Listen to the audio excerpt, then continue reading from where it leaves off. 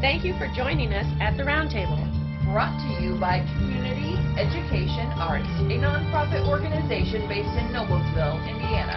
I'm Alice Cavanis-Gober, president of CEArts. And I'm Sarah E. Morin, secretary of CEArts.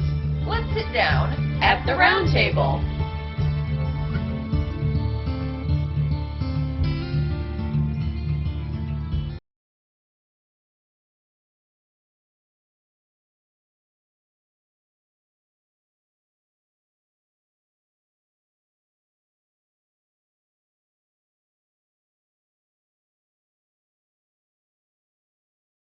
So we're back and we are ready to talk about the specific quotes that we have for our 4 nice selections this year. We're going to start by talking. Yeah. We're going to talk about Jane Eyre selections first. Okay. And so quotes that have always stuck out to me that I remember. I went looking for them. Here's one. Because, he said, he being Mr. Rochester, I sometimes have a queer feeling with regard to you, especially when you are near me, as now. It is as if I had a string somewhere under my left ribs, tightly and inextricably knotted to a similar string situated in the corresponding quarter of your little frame. And if that boisterous channel and 200 miles or so of land, some broad between us, I think it is come broad between us, I am afraid that that cord of communion would be snapped, and then I've a nervous notion that I should take to bleeding inwardly. As for you, you'd forget me. So I like that one too. Yeah, the reason I like this one is if we do follow up with the theme of love, it fits there. But also, if I were a textiles artist, I'd be excited about this string going on. Yeah. I think that image has a lot of artistic potential. And there's landscape imagery in there too. You know, there's a lot in there. And I think the emotion in there is really rich too. And I have to say, I because we've been talking kind of about the pandemic situation and everything, I felt that passage had good relation to a lot of feelings that people have right now, especially if they've had to be separated from their loved ones. That's true. Or there's a fear of being separated from their loved ones. So I like that passage. What else you got? Okay. Because I personally really enjoy the passages with St. John, who, for you readers at home, is a character at the end who proposes to Jane, but has a very different opinion of love. And so this is Jane saying, I scorn your idea of love, I could not help saying, as I rose up and stood before him, leaning my back against the rock. I scorn the counterfeit sentiment you offer, yes, St. John, and I scorn you when you offer it. So honestly, I like this more for the drama. I think the passage itself is hard to get much art out of. And without context, so, you know, it stands alone in the scorn, and you get that, you know, she's emphatically saying, whatever you're offering me in your language of love, I reject, you know, and not only do I reject it, but I scorn it. I mean, that definitely comes across. Context-wise, that would be a good passage for, you know, a workshop to go further into that scene, who he is, what he's offering, all that. So I like it for that. Yeah, I don't think that's going to be one of our main quotes. No, but I like it. The next one, I am no bird, this is Jane talking. I am no bird, and no net ensnares me. I am a free human being with an independent will. And for that one, I think if I go back to the text, we might be able to get a little bit more to set that up. I think the bird and the net imagery would work. And I love the feminism about it. And the idea that you can't force somebody to love you. I like that part of it. And especially since given the time period that this story supposedly takes place, you know, when, you know, the setting, you know, women as the little bird in a cage, go to the cage, you know, that's very evocative too. She's rejecting that cultural norm, you know. So I like that. I like that one. Again, it's not my favorite of the ones I've selected, but I'm okay with it. And then, well, there's a lot of I'm not things that I've selected. This is the next one. Sometimes that's the best way to describe who you are, you know.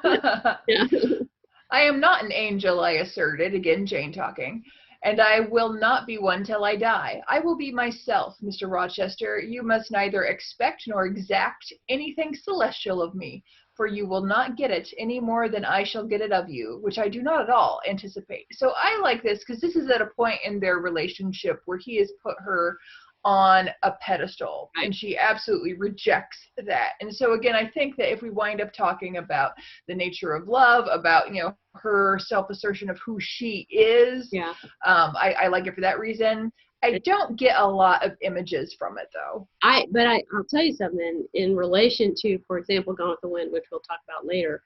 You know, Jane is self-aware. She knows she's bucking the norm. She's not the bird in the gilded cage. She's not the angelic woman of the cultural norms of her day, and that even Mr. Rochester has, you know, kind of tried to see her in that frame, as opposed to Scarlett, who has no clue who she is. She just bulldozes her way through life.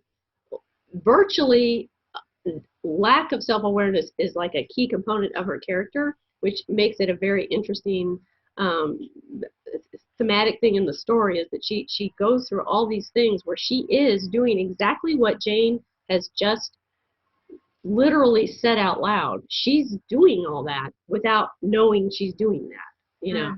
And so that would be an interesting comparative, you know, between those two books that I should say, you know, one of our books that we have chosen is Gone with the Wind. So, you know, that interests me. I like it. Yeah, no, I really like that angle on that, Alice. That could be really fun to explore. And it's a good quote that would work in a lot of ways. And I immediately visualized, you know, artists painting or somehow depicting two faces of women, or, you know, you know what I mean? The dichotomy here of self-aware and lack of awareness. But, you know, there's a lot going on in there without our usual visual language, you know, in the passage. So, okay. And then the last one I really like too. It's like the feminist anthem that you can get from Jane Eyre. All right, here we go. Yeah. It is in vain to say human beings ought to be satisfied with tranquility. They must have action, and they will make it if they cannot find it. Millions are condemned to a stiller doom than mine, and millions are in silent revolt against their lot. Nobody knows how many rebellions, besides political rebellions, ferment in the masses of life, which people, sorry, I lost my line,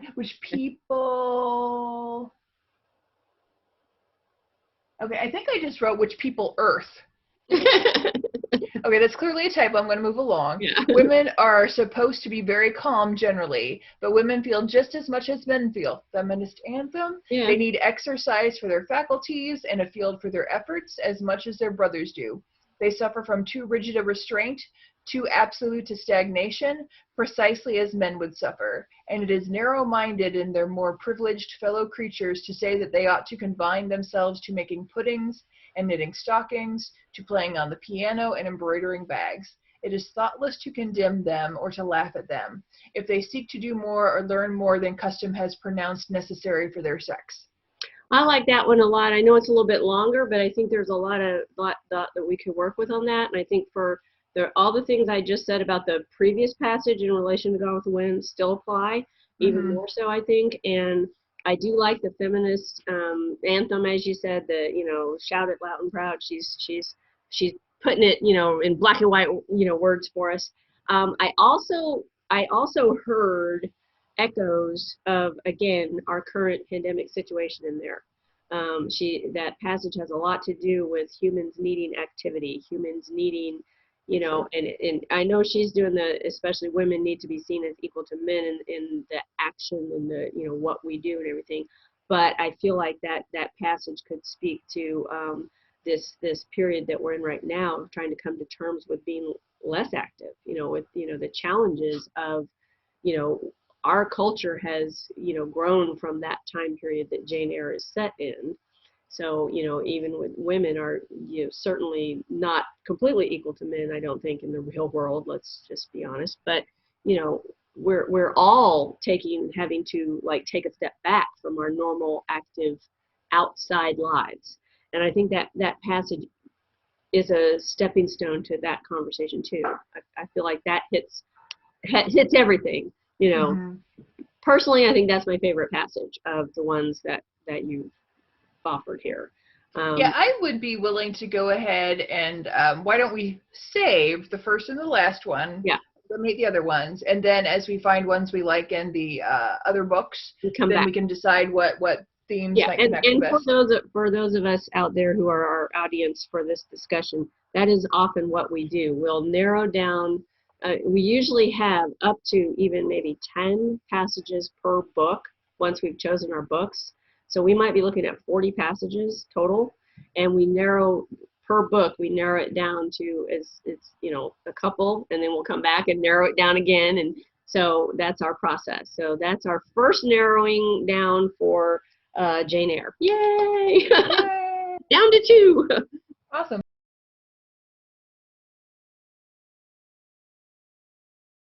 This has been At the Round Table with Alice and Sarah E. of Community Education Arts. Our nonprofit organization is based in Noblesville, Indiana. You can find us online at CEArts.org. This activity made possible in part with support from the Indiana Arts Commission and the National Endowment for the Arts, a federal agency. We'd like to thank James Weston for writing our intro music and for his technical savvy. Join us next time at the Round Table.